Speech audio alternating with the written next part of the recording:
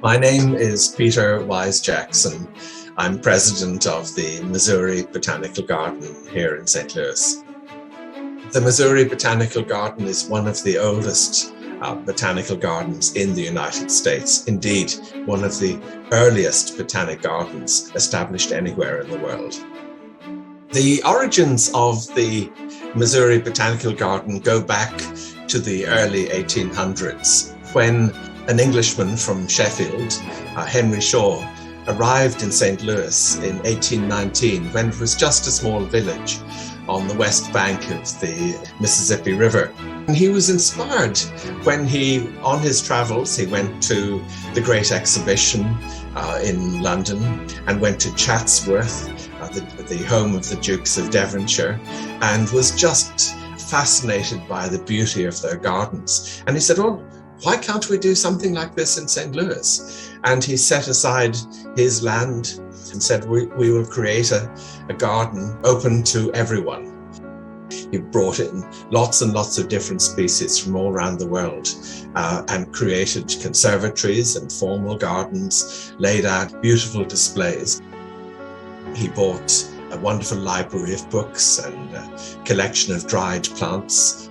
So Shaw clearly saw the Missouri Botanical Garden as a botanical institution, not just a garden of great beauty for relaxation and pleasure.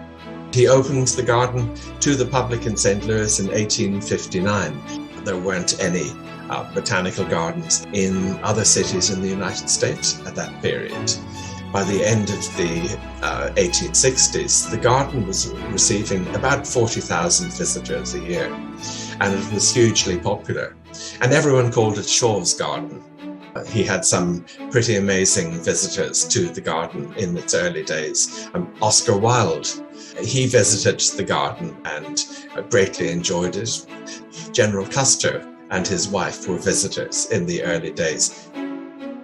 Henry Shaw realized that people needed green space so that they could enjoy nature in a way that when they weren't working and when they weren't living in city environments, they needed a place where they could refresh the spirit, refresh the soul, healthy places where they could walk, where they could take their carriages if they had them. In his will, Henry Shaw even endowed a sermon to be preached in St. Louis Cathedral on the goodness of God in providing us with the plants that we need to nurture ourselves and our souls for the future. The garden has grown and certainly has developed to become one of the greatest botanical gardens anywhere in the world. It is just a beautiful experience, a place to refresh the spirit and enjoy being outdoors in an institution that is also dedicated to conservation, education and science, both in St. Louis and indeed around the world.